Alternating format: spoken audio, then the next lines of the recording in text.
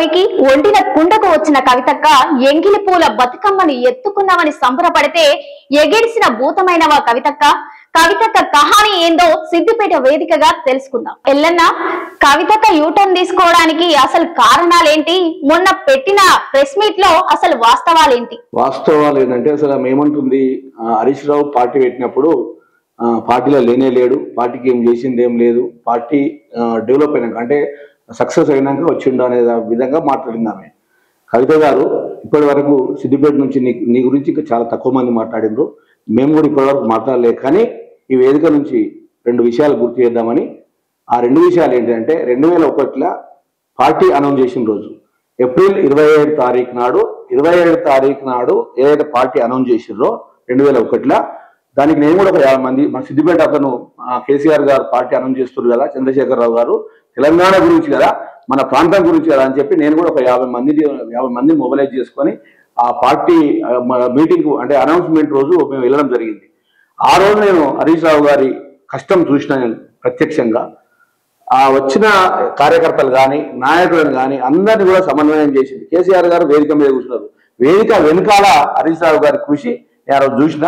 కాబట్టి నేను ఆ విషయం మీద నేను 2 విషయాలు, ఒకటి ఏంటంటే ఆ రోజే కాదు ఆ నెల రోజులు కూడా పార్టీ అనౌన్స్ చేసినాక కంప్లీట్ గా నిద్ర లేకుండా నిద్రాహారాలు మాని, ఎట్లయితే టీడీపీ ఆల్రెడీ ఆయన డిప్యూటీ స్పీకర్ ఉన్నాడు, స్పీకర్ పదవికి రాజీనామా చేసిండు, తెలంగాణ వస్తాయా రాదో తెలియదు, తెలంగాణ రాష్ట్ర ఏర్పాటే ధ్యేయంగా పనిచేద్దామని చెప్పి తెలంగాణ గురించి పనిచేద్దాం, తెలంగాణ రాష్ట్రాన్ని సాధిద్దామని చెప్పి కేసీఆర్ గారు బయటకు వచ్చినప్పుడు ఆయన వెంబడి చాలా మంది కూడా డౌట్ గా ఉన్నా కానీ హరీష్ రావు గారు ఖచ్చితంగా నేను కేసీఆర్ గారు వెంబడి ఉంటా అని చెప్పి ఉండి పార్టీ అభివృద్ధిలా, పార్టీ సక్సెస్ లా, పార్టీ ఏదైతే తెలంగాణ గురించి పోరాడిందో ప్రతిరోజు కూడా కేసీఆర్ గారు ముందుంటే వెనుక కార్యకర్తల నుంచి మొదలుకుంటే లీడర్ల వరకు, అదేవిధంగా ప్రెస్ కు సంబంధించి కానీ ప్రతి విషయంలో నిధులు సమీకరించుట్లో కానీ పార్టీ మీటింగ్ పెడితే ఇప్పుడు కవిత మాట్లాడుతుంది వచ్చి అంటే నోటికి ఎంతో సొంత మాట్లాడుతుంది, అది కాదు ఆమెకు తెలియదు, ఆమె మొత్తం పార్టీ మంచిగా వచ్చి. అయితే హరీష్ రావు అప్పుడు లేడు అని అంటారు కదా, అప్పుడు ఆమె మాట్లాడిన మాటల్లో అయితే ఉన్నాడు అని మీరు అంటారు కదా, దానికి సమాధానం రాష్ట్ర ప్రజలందరికీ తెలుసు, తెలంగాణ ప్రజలు. ఆమె ఒక్కనే తెలియదు, ఆమె అమెరికాకి వచ్చింది కాబట్టి ఆమె తెలియదు, ఆమె ఒక డిఫరెంట్ కల్చర్ ఉంది. మన తెలంగాణ మన సిద్దిపేట ఆడబిడ్డానికి కూడా మాకు సిగ్గు అనిపిస్తుంది చెప్పుదామంటే. ఎందుకంటే హరీష్ రావు గురించి మాట్లాడేద్దాం మనం, రాష్ట్ర ప్రజలందరికీ తెలుసు. ఈరోజు ఉదయం మాట్లాడిండు హరీష్ రావు గారు లండన్కి వచ్చినాక, నా జీవితం తెరిచిన పుస్తకం అన్నాడు. సిద్దిపేటలో ఏ గలీలో పిల్లగానే అయినా చెప్తాను ఆయన గురించి, దాని గురించి కొత్తగా చెప్పేది ఏముంటుంది హరీష్ రావు గురించి. తెలంగాణ ఉద్యమం లేదంటే నీ చదువుతామా, నువ్వు మళ్ళీసారి అనగా మాట, నీకున్న క్రెడిబిలిటీ కొద్దిగా మిగులుతుందా, ఆ క్రెడిబిలిటీ కూడా పోతుంది. హరీష్ రావుకు తెలంగాణ ఉద్యమానికి కేసీఆర్ కు హరీష్ రావు గారికి సంబంధం లేదని నువ్వు మాట్లాడితే నీ ఇజ్జత్ పోతుంది, నీ క్రెడిబిలిటీ పోతుంది, కనీసం నువ్వు బయట తిరిగే పరిస్థితి ఉంటుంది తెలంగాణ అని చెప్పి మేము తెలియజేస్తాం. మొన్న జగదీష్ రెడ్డి గారిని లిల్లీపుట్ అన్నది ఆయన ప్రజా ఉద్యమాలే చేయలేదని చెప్పింది కదా, ఇప్పుడు హరీష్ రావు గారిని ఇట్లా అంటుంది, దీని గురించి మీరు ఏం మాట్లాడతారు? మాకు ఒక డౌట్ వస్తుంది. ఫస్ట్ ఆమె హాస్పిటల్ చూపించాలి, కరెక్ట్ మైండ్ కరెక్ట్ ఉందా లేదా అనేది ఒక డౌట్ వస్తుంది, ఫస్ట్ పాయింట్. సెకండ్ ఏంటంటే హరీష్ రావు గారు ఉద్యమం లేదంటే కేసీఆర్ కూడా లేనంటే. తెలంగాణ ప్రజలకు తెలిసింది ఏంటంటే హరీష్ రావు బొమ్మ అయితే ఎన్నుకున్నదంతా, సారీ కేసీఆర్ గారు బొమ్మ అయితే హరీష్ రావు గారు ఎన్నుకున్నదంతా నడిపించినంతా హరీష్ రావు గారు అని తెలంగాణ ప్రజలకు తెలుసు. ఇంకోటి ఆయన ఎవరు, మన జగదీష్ రెడ్డి గురించి అన్నది కదా, జగదీష్ రెడ్డి హరీష్ రావు ఇంకా చాలా మంది ఉన్నారు, ఒక 20-30 పేర్లు వెళ్తాయి. వీళ్ళు ప్రతిరోజు కేసీఆర్ తోని రేపు ఏం చేద్దాం, నెక్స్ట్ గంటకి ఏం చేద్దాం అని చెప్పి చర్చలు చేసుకుంటూ ఎంత పెద్ద టఫ్ అంటే ఎన్ని గండాలు దాటిరంటే వాళ్ళు. రాజశేఖర రెడ్డి అనే పేద చంద్రబాబు నాయుడు గండం, రాజశేఖర రెడ్డి గండం, ఇవన్నీ దాటుకుంటా ముందుకు పార్టీని తీసుకుపోవడం అనేది చాలా గొప్ప విషయం. దాంట్లో హరీష్ రావు గారి కృషి తెలంగాణ ప్రజలకు ప్రతి ఒక్కరికి తెలుసు. కవిత చెప్పి కవిత సర్టిఫికేట్ ఇవ్వాల్సిన అవసరం లేదు.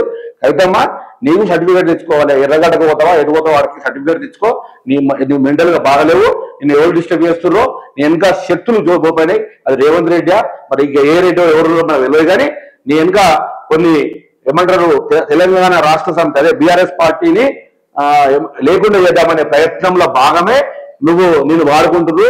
నిన్న మా మిత్రుడు అన్నాడు శ్రీనివాస్ రెడ్డి శిఖండి అన్నాడు, కానీ ఆ పెద్ద పెద్ద పదాలు వాడదలుచుకోలేదు, కానీ నువ్వు శిఖండి పాత్రనే పోషించే పరిస్థితి కనబడుతుంది తెలంగాణలో. కాబట్టి నువ్వు నియోజకవర్గంలో చాలా మంది వచ్చింది, తెలంగాణలో చాలా మంది వేరు, నువ్వు ఏం చేయలేవు, హరీష్ రావు ఏం చేయలేవు, హరీష్ రావు గారిని ఏం చేయలేవు, కేసీఆర్ గారు ఏం చేయలేవు, బీఆర్ఎస్ పార్టీ ఏం చేయలేవు. బీఆర్ఎస్ పార్టీ నువ్వు ఎంత మాట్లాడితే బీఆర్ఎస్ పార్టీకి ప్రతి కార్యకర్త ఇంకా లేచి నిలబడుతుంది, ఇంకా గట్టిగా అవుతుంది. కాబట్టి నువ్వు అన్ని మానుకొని, ఆ ప్రగల్భాలు మానుకొని, నువ్వు ఏదైతే ఆశిస్తున్నావో, మరి నీ ఆస్తుల పంపకాల పంచాయత, మరి నీది ఏ పంచాయతీ తెలియదు కానీ మా హరీష్ రావు గారికి అయితే చుట్టుకరా కావాలి. మీకు ఏమో ఉన్నాయో నువ్వు చూసుకోమ్మా. నీ గురించి ఎలా బోయినపల్లి మొదలు పెడితే, అల్వాల్ బోయినపల్లి మొదలు పెడితే నిజామాబాద్ దాకా చెప్తున్నారు మీ స్టోరీలు. చెప్పమంటే రోజు ఒక కథ చెప్తాను, చెప్పమంటే ఇప్పటి నుంచి ఇక నీ కథ వేరే ఉంటుంది. రోజు నిజామాబాద్ దాకా, నిజామాబాద్ వరకు నేను ప్రతి స్టోరీ చెప్పగలుగుతాను నీ గురించి అని చెప్పి తెలియజేస్తాను. మీరు చెప్పండి రమేష్ అన్న, ఉద్యమాలలో హరీష్ అన్న పాత్ర ఏంటి? అసలు హరీష్ అన్న అంటేనే కేసీఆర్కు నమ్మినటువంటి బంటు. కేసీఆర్ నాయకత్వం వహించాలంటే హరీష్ అన్న లేకుండా కేసీఆర్ ఏ పని కూడా చేయలేదు. కేసీఆర్ గారు ఎక్కడికి పోవాలన్నా, ఏ మీటింగ్ పెట్టాలన్నా, ఏ ప్రెస్ మీట్ పెట్టాలన్నా, ఏది చేయాలన్నా హరీష్ అన్న పాత్రనే ముఖ్యమైనది.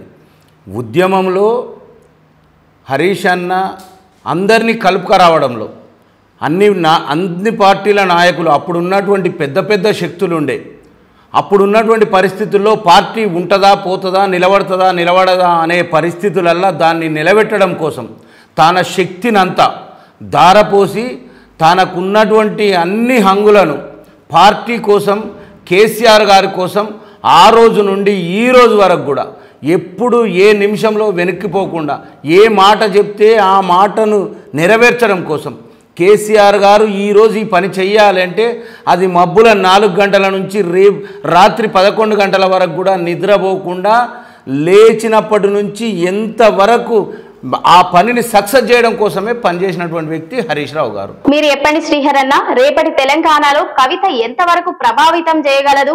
ఆమె వెనుక ఎవరైనా ఉన్నారా? మంచి ప్రశ్న వేసేవరా.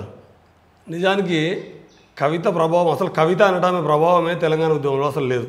కేసీఆర్ బిడ్డ అనే ఒక్క అంశం తీసేస్తే కవిత ఎవరు తెలంగాణకు? అనేక మంది రాజకీయ నాయకులు ఉన్నారు, వాళ్ళందరికీ చాలామంది పిల్లలు, వాళ్ళ కుటుంబ సభ్యులు ఎవరు కూడా ఎవరికి చక్కది లేదు. కానీ కవిత గారు మొత్తం తెలంగాణ ఉద్యమం విస్తృతమై తెలంగాణ మొత్తం రాష్ట్రమంతా కూడా, రాష్ట్రంలో ఉన్న ప్రజలంతా తెలంగాణ ఈ తారి తప్పితే ఔరక్ దక్కా తెలంగాణ పక్కా అనే నినాదమై తెలంగాణ అంతా ఒక వేదిక మీదకి వచ్చి నిలబడ్డ తర్వాత వచ్చింది. ఆడబిడ్డ మీద జనరల్గానే సహజంగానే మానవుని యొక్క స్వభావంలోనే తమ పిల్లలలో ఆడపిల్ల మీద కొంచెం గౌరవం ఎక్కువ ఉంటుంది, పాయిరం ఎక్కువ ఉంటుంది. ఆ పాయిరంతో ఆమెకి ఇంత దూరం వచ్చింది. ఆమె మొత్తం తెలంగాణ ఉద్యమం బలంగా నడిచిన టైంలో అప్పుడు ఎవరిని పెట్టినా ఎంపీలు అయ్యే పరిస్థితి. కానీ ఆమె తీసుకొచ్చి ఎంపీ అనేది అంటే తెలంగాణ ఉద్యమం ఎదిగిన ఉద్యమం మీద తయారై వచ్చిన నాయకురాలుగా కేసీఆర్ బిడ్డగా ఎంపీగా గెలిచింది తప్ప ఆమె పాత్ర నాకు తెలిసి ఆ రోజు తెలంగాణలో ఏమీ లేదు. ఇంతకుముందు మీరు మొదట్లోనే చెప్పారు, ఏదో ఎంగిల బతుకమ్మ ఎత్తుకున్నదంటే సంబరపడడం అంటే నిజమే, ఆడపిల్లలు బతుకమ్మ ఎత్తుకుంటే ఏ తండ్రికైనా సంబరమే. అట్లా మొత్తం తెలంగాణకు తండ్రిగా కేసీఆర్ భావించారు కాబట్టి కేసీఆర్ బిడ్డను కూడా తెలంగాణ పేరు మా ఆడబిడ్డనే అనుకున్నారు. అట్లా అందరూ నిజంగానే మీరు అన్నట్టుగా ఎంగిలి బతుకమ్మ ఎత్తుకుంటే ఎగిరి సంబరపడడం అందరూ. కానీ ఈమె ఎగిరిచిన భూతమైంది, వాస్తవం చెప్పారు. ఇవాళ తెలంగాణ సమాజం అంతా ఈమె చేస్తున్నటువంటి శాస్త్రాలు చూస్తే అయ్యో గీమెనా కేసీఆర్ బిడ్డ గీమె మీద పాయరం పెంచుకున్నందుకు గిట్ల ఎత్తుంది ఏంటని చెప్పి చాలా ఉన్నారు. కేసీఆర్ చాలా ఉక్కుగుండే గల మనిషి. అనేక మంది మా ఇళ్ళని చెప్పినట్టుగా దినదిన గండం ఆ రోజు బీఆర్ఎస్ ఆ రోజు ఉన్నటువంటి తెలంగాణ ఉద్యమం మీద ఒక బ్రహ్మాండంగా ప్రపంచ బ్యాంకుకు సంబంధించినటువంటి ఒక నమ్మకమైన జీతగాడిగా ఉండి మొత్తం భారతదేశంలోనే ఉద్యమాన్ని అణిచివేయడంలో విద్యుత్ ఉద్యమాన్ని నడి రోడ్ల మీద గుర్రాలతో దొక్కించి మొత్తం కాల్పులు జరిపి బషీర్బాగ్ కేంద్రంగా కాల్పులు జరిపి మొత్తం తెలంగాణ యువతను పుట్టనబెట్టుకున్నాడు ఆనాటి రాక్షసులైనటువంటి చంద్రబాబు గారిని ఎదుర్కొన్నాడు. రెండవది రాజశేఖర రెడ్డి మామూలుడు కాదు. రాజశేఖర రెడ్డి కూడా రాజశేఖర రెడ్డి మొదటిసారి ముఖ్యమంత్రి అయిన తర్వాత 40 గదాల జాగాలు అడితే ఇళ్ళ జాగాలు అయిన వాళ్ళు కాల్చెప్పినాడు రాజశేఖర రెడ్డి. మొత్తం ఇట్లాంటి ఇద్దరు ఒక రకంగా దేశంలో ఉన్నటువంటి మొత్తం ముఖ్యమంత్రితో పోలిస్తే అణిచివేతలు వాళ్లకు వ్యతిరేకంగా ఉన్నటువంటి ప్రత్యర్థుల మీద పాశకమైనటువంటి అణిచివేత చేసినటువంటి నాయకులను తట్టుకొని వచ్చి నిలబడ్డ నాయకుడు అయిన తర్వాత ఈమె రాజకీయాలకు వచ్చింది. అంత అంటే గండాలన్నీ గట్టెక్కి ప్రశాంతంగా తెలంగాణ సమాజంతో ఒక్కతాటి మీద వచ్చినాము. గీమె ఇయ్యాలేదో మీరు అన్నట్టు ఏదో పార్టీ పెడితే ప్రభావం అంటే మేమైతే ఈమెకు ఉన్నటువంటి పేగుబంధం కేసీఆర్ బిడ్డ, పోగుబంధం తెలంగాణ జెండా. ఈమె ఆ పోగుబంధంలో ఎప్పుడో ఈమె పోగించకపోయింది.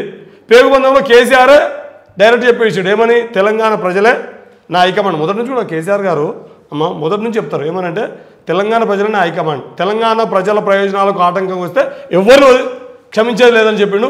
ఇవాళ అది మరోసారి ప్రాక్టికల్గా కేసీఆర్ గారు రుజువు చేసుకున్నారు. ఇప్పుడు ఈమె తెలంగాణ ప్రయాణాలకు అడ్డం ఉంది కాబట్టి. ఇంకోటి మీరు ఇంకో ప్రశ్న అడిగారు, వెనుక ఎవరున్నారు అని. వెనుక మాట్లాడే ఏ మనుషులైనా ఏ మంచైనా ఇస్తాం చెల్లె.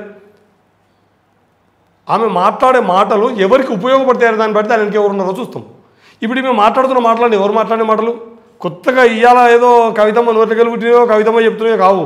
ఇవన్నీ కూడా హరీష్ రావు యొక్క పని విధానాన్ని, పోరాట పటిమని, ఆయన చేస్తున్నటువంటి మొత్తం 6 అడుగుల బుల్లెట్ అని పేరు వస్తే ఆమె ఇది చెప్పుకుంటుంది ఎవరిని గాయం చేసింది బుల్లెట్ అని. ఆ 6 అడుగుల బుల్లెట్ అని పేరు వచ్చింది గాయాలు చేయడానికి వచ్చిన బుల్లెట్ అని పేరు కాదు. ప్రజల్ని సమీకరించడంలో, ప్రజల్ని ఉద్యమంలో సమాయత్తం చేయడంతో పాటు అభివృద్ధి వేగాన్ని కూడా, ఉద్యమాన్ని ఎంత వేగంగా అభివృద్ధి ఇచ్చిండో, ఎంత కమిట్మెంట్ తోటి, ఎంత అంకితభావంతో ఉద్యమాన్ని నిర్మించిండో అంతకంటే రెట్టింపు అంకితభావంతో అభివృద్ధి సంక్షేమ పథకాలు కూడా పరిగెత్తించినందుకు 6 అడుగుల బుల్లెట్ అని పేరు వచ్చింది. బుల్లెట్ అనే పేరు వేగం కోసం వచ్చింది. ఏ వేగము అంటే ఉద్యమంలో తన పనితీరు, ఆ తర్వాత అభివృద్ధి సంక్షేమ పథకాలని ప్రజలకు అందించడంలో పనితీరు, అదేవిధంగా మొత్తము దేశంలోనే తెలంగాణ పోటీపడే విధంగా తెలంగాణలో ఒక ఉన్నతమైన స్థానంలో తనకు రాజకీయ భిక్షనిచ్చినటువంటి, లేదా తనకు రాజకీయంగా అండగా నిలబడేటువంటి సిద్దిపేట గడ్డని మొత్తం తెలంగాణకి భారతదేశంలో ఒక మార్గదర్శకంగా నిలబడతాడు. విధంగా ఒక ఉన్నతమైనటువంటి స్థానంలో నిలబెట్టడం కోసం ఆయన వేగవంతమైన పని విధానానికి 6 అడుగుల బుల్లెట్ అని పేరు వచ్చింది. కానీ కవిత గారు ఏమో గాయాలు చేస్తుంది కనుక ఆమెకు ఎవరైనా సరే ఎవరి భాష కానీ ఎట్లుంటుందంటే ఎవరికి ఏ అలవాటు ఉంటుందో వాళ్ళ భాష దానికి లోబడే ఉంటుంది. వాళ్ళ మెదడును బట్టి, వాళ్ళ ఆలోచనను బట్టే వాళ్ళ మాటలు ఉంటాయి. ఇలా ఆమె మాట్లాడుతుందంటే ఆమెకు ఇతరులను గాయపరచడం అలవాటు కాబట్టి ఆ 6 అడుగుల బుల్లెట్ అనే పేరు ఈ బుల్లెట్ వాళ్ళని గాయపరిచేందుకు వచ్చింది అనుకుంటుంది. ఈమె మాట్లాడే మాటలన్నీ కూడా రేవంత్ రెడ్డి గారికి, అంతకుముందు గతంలో రేవంత్ రెడ్డి, అంతకంటే ముందు చంద్రబాబు, అంతకంటే ముందు ఆంధ్ర కమ్మ పెట్టుబడిదారులను, ఆంధ్ర పెట్టుబడిదారులు, అంతకంటే ముందు తెలంగాణను వ్యతిరేకించి తెలంగాణ రాష్ట్ర ఆకాంక్షల్ని, తెలంగాణ పైన ఆశయాల్ని వ్యతిరేకించిన వాళ్ళు మాటలు ఈమె మాట్లాడుతుంది. కాబట్టి ఈమె వెనుక ఎవరున్నారో ఉత్తరనే బట్టబయలు అవుతుంది కదా. ఆమె మాట తీరు బట్టే బట్టబయలు అవుతుంది. ఈ వెనుక తెలంగాణ వ్యతిరేకులు ఉన్నారు, ఈ వెనుక తెలంగాణ సుభిక్షంగా ఉండొద్దని కోరుకునే వాళ్ళు ఉన్నారు, ఈ వెనుక తెలంగాణ వనరుల్ని, తెలంగాణ ఆస్తుల్ని, తెలంగాణ నీళ్ళని, తెలంగాణ నిధుల్ని కొల్లగొట్టే వాళ్ళు ఉన్నారు అనే విషయం మనకు వాళ్ళు మాట్లాడే మాటలు ఈమె మాట్లాడుతుంది. కాబట్టి పక్క ఈ వెనుక గాలే ఉన్నారని మనకు అర్థమైంది. అయితే అన్న కవిత కొత్త పార్టీ పెడుతుంది అంటారు కదా, అందులో నిజం ఎంత ఉంది అన్నట్టు? పార్టీలు ఎవరైనా పెట్టచ్చలే. పార్టీ పెట్టడం అనేది ఇండియన్ డెమోక్రసీలో చాలా చిన్న విషయం. పెట్టడం కాదు, మేము రైతు బిడ్డలుగా మేము ఏం ఆలోచిస్తామంటే, మనం వేసిన మొలకెత్తాలనుకొని వేసిన విత్తనాలన్నీ మొలకెత్తాం. ఒక విత్తనం మొలకెత్తాలంటే అనువైనటువంటి నేల, వాతావరణం, నీళ్లు, సూర్యరశ్మి ఇవన్నిటి ప్రభావంతో ఆ మొక్క వృక్షంగా మారుతుంది. అట్లా టీఆర్ఎస్ అనే పార్టీ తెలంగాణ పైన ఆకాంక్షల్లోంచి మొలకెత్తినటువంటి ఒక పెద్ద వటవృక్షం. గామె ఆరోపణలతో వచ్చేటటువంటి మామూలుగా ఏ చేనులో ఏది మెలవకపోతే అప్పుడప్పుడు ఉలువలో అలుపుతారు. అవి నిలబట్టలు, వృక్షాలు కావు. బహుశా అలిగితే ఆమె కూడా ఇంత నువ్వులతోటో ఏదైనా చిన్న పంటలాగా చల్లుకోవడానికి ప్రయత్నిస్తే ప్రజాస్వామ్యంలో పార్టీ పెట్టే అధికారం అనుకుంది. మేము కూడా కోరుకుంటున్నాం జల్దీ ఆమె పార్టీ పెట్టాలి. పార్టీ పెడితే ఆమెకు ఏందో తెలుస్తుంది. ఇవి మబల ఉట్టి బుగలు పోయే పార్టీలు ఈ తెలంగాణలో ఇప్పటివరకు చాలామంది పార్టీలు పెట్టారు. మీరు ఎన్నికల కమిషన్ దగ్గరికి వెళ్తే చెల్లె, ఈరోజు ఎన్నికల కమిషన్ దగ్గర మనం వెళ్తే నాకు ఎరుకున్న మేరకైతే 1000 సంఖ్యలో రిజిస్టర్ పార్టీలు, 100ల సంఖ్యలో రికగ్నైజ్డ్ అయిన పార్టీలు ఉన్నాయి. 10ల సంఖ్యలో మాత్రమే పార్టీలు నిలబడ్డాయి. ఒక మేటి వటవృక్షం లాంటి పార్టీ టీఆర్ఎస్. దీన్ని ఈ కవిత లాంటి వాళ్ళు చేస్తే 2-3 ఆకులు రాలిపోతాయి, వాడిపోయినటువంటి ఆకులు, లేదా పేగుబంధం వృక్షానికి వేర్ల ద్వారా వచ్చినటువంటి దాన్ని మొత్తం ఆకులకు కొమ్మలకు అందిస్తాయి. అట్లాంటిది అందని ఏవైతుంటే అవి రాలిపి కింద పడతాయి. అట్లా ఇది ఈమెకి తెంపుకొని తెగిపోయిన ఈమెతో ఒరిగేది కానీ తెలంగాణ సమాజానికి ఒరిగేది ఏం లేదు. బీఆర్ఎస్ పార్టీకి జరిగే నష్టం లేదు. తెలంగాణ సమాజానికి ఒరిగే లాభము లేదు, బీఆర్ఎస్ పార్టీకి వచ్చే నష్టము లేదు. మీరు చెప్పండి యాదన్న, కవిత హరీష్ రావు పై కామెంట్స్ చేసింది కదా, దాన్ని మీరు ఎట్లా చూస్తారు? హరీష్ రావు గారి పైన కవిత చేసిన కామెంట్స్, తన ఇల్లు బంగారం అయితే సరిపోద్దా, తెలంగాణ బంగారం కావద్దా అనేది తన కామెంట్ చేయడం జరిగింది. హరీష్ రావు గారు ఏనాడు కూడా తన ఇంటి గురించి ఆలోచించలేదు. ఆ విషయం మన సిద్దిపేట ప్రజలకు, ముఖ్యంగా తెలంగాణ ప్రజలకు చాలా స్పష్టంగా తెలుసు. ఏ పండుగ వచ్చినా, ఏ పబ్బం వచ్చినా హరీష్ రావు గారు సిద్దిపేటలోనే గడుపుతారు. దసరా కానీ, దీపావళి కానీ ఏ పండుగ వచ్చినా సిద్దిపేటలోనే గడుపుతారు. ఇక డబ్బు విషయం అయితేనంటే హరీష్ రావు గారికి కేసీఆర్ గారికి ఉన్న సంబంధం ఎప్పుడు కూడా డబ్బు విషయం కాదు. హరీష్ రావు గారు ఏనాడు డబ్బు గురించి ఆలోచన చేయలేదు. ఎప్పుడు కానీ సిద్దిపేటను ఎలా డెవలప్ చేయాలి, తెలంగాణను ఎలా డెవలప్ చేయాలి, పార్టీని ఎలా డెవలప్ చేయాలనే ఆలోచన తప్ప ఆయన ఏనాడు డబ్బు గురించి ఆలోచన చేయలేదు. ఆ విషయం సిద్దిపేట ప్రజలకు కానీ, తెలంగాణ ప్రజలకు కానీ చాలా స్పష్టంగా తెలుసు. కవిత చేసిన కామెంట్స్ ఏందనేది వాళ్ళ తండ్రి గారైనటువంటి కేసీఆర్ గారే నిరూపించారు. హరీష్ రావు గారి పైన ఉన్న నిబంధనతోని ఇలా కవిత గారిని పార్టీ నుండి సస్పెండ్ చేయడం జరిగింది. కాబట్టి హరీష్ రావు గారి పుస్తకం జీవితం అనేది తెలిసిన పుస్తకం, దానిలో ఎలాంటి సందేహం అనేది లేదు. రేపటి నుండి రాష్ట్ర ప్రభుత్వ అండతో ప్రతీకార రాజకీయాలు చేస్తారనేలా కొందరికి లీక్స్ ఇస్తుంది. దీని మీద మీ స్పందన అన్న? కవిత ఎన్ని లీకులు ఇచ్చినా, రేవంత్ రెడ్డి కవితతో ఎన్ని నాటకాలు ఆడిచ్చినా హరీష్ రావు చేసేది ఏం లేదు. తెలంగాణ ప్రజల అభిమాన నాయకుడు, తెలంగాణ రాష్ట్ర అభివృద్ధి ధ్యేయంగా తెలంగాణ ప్రజల గురించి పనిచేసే నాయకుడు హరీష్ రావు. ఆయన నువ్వు వీళ్ళు చేసేది ఏం లేదు. ముఖ్యంగా దీంట్లో ఒక ఆలోచన చాలా మందికి తెలంగాణ, నన్ను ఒక మిత్రుడు అడిగిండు, ఏమడిగిందంటే విషయం ఏంటంటే ఈ హరీష్ రావు గురించి ఎందుకు పడ్డారని, మీద ఎందుకు స్టార్ట్ అయింది, ఈ ఎలిగేషన్స్ ఎందుకు స్టార్ట్ అయినాయి అని చెప్పి ఒక మిత్రుడు అడిగితే నాకు కూడా కొంచెం డౌట్ వచ్చి దీర్ఘంగా అంటే ఇలా లోతుగా ఆలోచిస్తే దీంట్లో చాలా పెద్ద కుట్ర ఉన్నది. యాక్చువల్గా ఏంటంటే మనం తెలంగాణ రాష్ట్రం ఏర్పడక ముందుకు కానీ, తెలంగాణ ఉద్యమంలో కానీ, తెలంగాణ రాష్ట్రం ఏర్పడ్డాక కానీ కేసీఆర్ గారితోని ముఖ్యంగా మన రాష్ట్రం మీద పూర్తిగా అవగాహన ఉన్న నాయకుడు హరీష్ రావు. తెలంగాణ నాయకత్వాన్ని ఎప్పుడు కూడా చిన్నగా చూపించే ప్రయత్నం ఆంధ్ర మీడియా, కొన్ని ఛానళ్ళు, కొన్ని టీవీ ఛానళ్ళు, కొన్ని పత్రికలు చేస్తున్నాయి, దుర్మార్గం చేస్తున్నాయి. ఇవి తెలంగాణ ఉద్యమాన్ని తీవ్రంగా వ్యతిరేకించి, తెలంగాణ రాష్ట్ర ఏర్పాటు తీవ్రంగా వ్యతిరేకించినాక తెలంగాణ రాష్ట్రం ఏర్పడ్డది. ఎవరు ఏం చేసినా కానీ దేన్ని ఆపలేకపోయారు. తెలంగాణ రాష్ట్రం ఏర్పడ్డాక కూడా కేసీఆర్ గారు ముఖ్యమంత్రి అయినాక కూడా ఈ కుట్రలు ఆగలేదు. కుట్రలు ఆగకపోతే ఏదో కొన్ని రోజులు మాట్లాడతారు, పోదరు రావచ్చు. కేసీఆర్ కూడా కొద్దిగా నెగ్లెక్ట్ చేసిండు. అంటే ఏది ఆంధ్ర లాబింగ్ను, ఆంధ్ర వ్యవస్థను, ఒక పెట్టుబడిదారు వ్యవస్థ ఉంది, అంతా బిజినెస్ వ్యాపారాలు చేస్తారు. అయితే మనం వెలువకి ఏమనుకుంటున్నాం అంటే చిన్నగా సింపుల్ గా ఆమె వ్యతిరేకిస్తుంది, ఎలిగేషన్ చేస్తుంది అని చెప్పి మనం ఆలోచిస్తున్నాం. కానీ లోతుగా ఆలోచన చేస్తే ఈ చంద్రబాబు నాయుడు, రేవంత్ రెడ్డి, ఆంధ్ర పెట్టుబడిదారు వ్యవస్థ మొత్తం కవితను ముందు పెట్టి ఒక హరీష్ రావును కొట్టేస్తే తెలంగాణలో లీడర్లు లేరుగా, ఎవరైనా ఆంధ్ర నుంచో లేకుంటే పెట్టుబడిదారు వ్యవస్థ ఎవరు ఎట్లా ఊపంటే అట్లా ఊపే నాయకులే ఉన్నారు ఇక తర్వాత. కాబట్టి హరీష్ రావు గారి మీద నెగిటివ్ వార్తలు రాపించుకుంటూ నెగిటివ్ గా అంటే కవితతో కామెంట్స్ చేపించి హరీష్ రావు గారి నాయకత్వాన్ని పలసన చేసే ప్రయత్నంలో భాగమే ఈ కుట్ర. కానీ తెలంగాణ ప్రజలందరికీ తెలుసు హరీష్ రావు గారి నిన్న చెప్పినట్టు ఆయన జీవితం తెరిచిన పుస్తకం. కాబట్టి పెద్దగా ఆలోచన చేయాల్సిన అవసరం లేదు. హరీష్ రావు గారు కూడా దీని గురించి ఎక్స్ప్లెయిన్ చేయాల్సిన అవసరం లేదనేది మా అభిప్రాయం. ఎందుకంటే ప్రజలందరికీ హరీష్ రావు గురించి ప్రతి ఇంచు తెలుసు. ఆయన 5 గంటలకు ఉదయం 5 గంటలకు మొదలెడితే రాత్రి 12 గంటల వరకు ప్రజల గురించి పనిచేస్తాడు. కవిత లెక్క రియల్ ఎస్టేట్ వ్యాపారాలు చేసేవాడు కాదు, లేకుంటే సెటిల్మెంట్ చేసేవాడు కాదు, జాగ్రత్త సెటిల్మెంట్ చేసేవాడు కాదు. ఆయన ఇక్కడ ఎవరైనా చేస్తా అంటేనే ఇంటికి వస్తేనే భయపడ్డాడు. అటువంటిది అదేమో రాజేగా రేపటి అని చెప్పే పరిస్థితి హరీష్ రావు ఉంటుంది. ఆయన ప్యూర్లీ తెలంగాణ ప్రజల గురించి, తెలంగాణ ప్రజల సేవ చేసేందుకు పుట్టిన నాయకుడు. ఆయన కూడా చాలాసార్లు చెప్పిండు, నా జీవితం ఎన్ని రోజులు బతుకుతాం, మనం బతికినన్ని రోజులు ప్రజాసేవ చేద్దామని చెప్పి నేను ప్రజాసేవలు ఉన్నా అని చెప్పి చాలా వేదికల మీద చెప్పిండు. ఆ రేవంత్ రెడ్డి లెక్క వ్యాపారాలు చేసుకునేటోడు కాదు, లేకుంటే పెట్టుబడిదారు వ్యవస్థలు లేవు, ఆయనకు ఎటువంటి లేవు. ఆయన పరిస్థితి అందరికి తెలుసు మనకు. ఆయన కిరాయిలలో ఉంటాడు, ఇక్కడ కూడా పరిస్థితి తెలుసు మనకు. అందరితో కలిసి భోజనం చేస్తాడు, అక్కడనే తింటాం, అక్కడనే ఉంటాం. కాబట్టి కవిత గారు, మీరు రేవంత్ రెడ్డి గారు ఏదైతే నీకు చెప్తుండో ఆ నోట్స్ రాసి మీకు పంపుతుండో, వాట్సాప్ లో పంపుతుండా, మరి ఒక పేపర్ మీద రాసి పంపుతుండో, అది ఒకసారి మాకు అర్థమైతే కానీ కొంచెం క్లారిటీగా మాట్లాడు. నువ్వేం లేవు, ఎన్ని చెప్పినా నిజాలు చెప్పినా కానీ అవతారే పరిస్థితి ఉంది ఇవాళ తెలంగాణ. బిడ్డ నువ్వు పోయినా ఏమైంది, ఎప్పటి నుంచో ఎదురు చూస్తున్నారు బీఆర్ఎస్ పార్టీ కార్యకర్తలు. ఇప్పుడు 6-7 సంవత్సరాల నుంచి ఎదురు చూస్తే కేసీఆర్ గారు గొప్ప నిర్ణయం తీసుకున్నాడు, నేను పార్టీకి వెళ్ళి బహిష్కరించాడు. ఇవాళ పార్టీ మళ్ళీ కొత్త రకంగా ఎట్లా అంటే చాలా స్ట్రాంగ్ గా లేచి నిలబడి హరీష్ రావు గారి నాయకత్వంలో, కేసీఆర్ గారి నాయకత్వంలో, కేటీఆర్ గారి నాయకత్వంలో మేము బ్రహ్మాండంగా పనిచేస్తాం.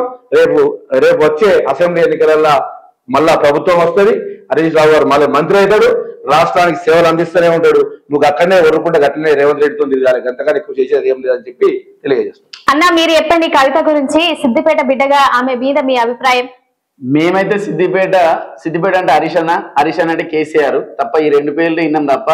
ఏదో కవితమ్మగా ఇయ్యాలొచ్చి మేము కవిత వచ్చింది సిద్దిపేట కానీ మేము ఎప్పుడు లేదు, ఆమె పేరు కూడా మేము అసలు చూడలేదు. ఎప్పుడు బతుకమ్మ సంబరాల్లో కూడా, కష్ట సుఖాల్లో కూడా కవితమ్మ ఎప్పుడు రాలేదు, ఎవరిని ఓదార్చలేదు. కాబట్టి మా కవిత అంటే ఎవరో తెలియదు మాకు, హరీష్ అన్న తప్ప వేరే ఎవరు కూడా తెలియదు. కవితమ్మ గారు, మీరు హరీష్ అన్న మీద ఇలాంటి అభాండం వేయడం కూడా సరి అయింది కాదు.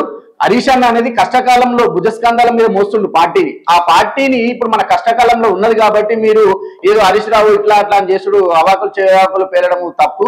కాబట్టి మీరు కవిత గారు హరీష్ అన్న ఇంత మంచి పని చేస్తుండు. మీరు ఎప్పుడైనా ఎక్కడన్నా రాష్ట్రంలో తిరిగి ఎవరైనా ప్రజలలో పోయి ప్రజల కష్ట సుఖాలు ఏందని ఎప్పుడైనా మీరు చూసిరా? కాబట్టి కవిత గురించి మాకు అంత తెలియదు. కవిత గురించి మేము మాట్లాడేటువంటి కూడా మాకు అవసరం లేదని మేము అనుకుంటున్నాం. ఒక రకంగా కవిత హరీష్ రావు మీద, కేసీఆర్ మీద, బీఆర్ఎస్ పార్టీ మీద గన్నులు వేలుస్తుంది అంటారు. దీని మీద ఆఖరిగా మీ సమాధానం ఏందన్నా? గన్నులు లేవు, ఉమ్మాను లేదు, ఎక్కడ పడేదామో అవన్నీ దీపావళి గన్నులు. అవి ఉత్తనే ఆడుకోవడానికి వరకు వచ్చే గన్నులు తప్ప అవి పేలే గన్నులు కావు. తెలంగాణ సమాజం అంతా కూడా మొన్న జరిగినటువంటి 20 నెలల కింద జరిగినటువంటి చిన్న పొరపాటుకు 20 నెలలుగా అరిగోస అల్లదిస్తున్నారు.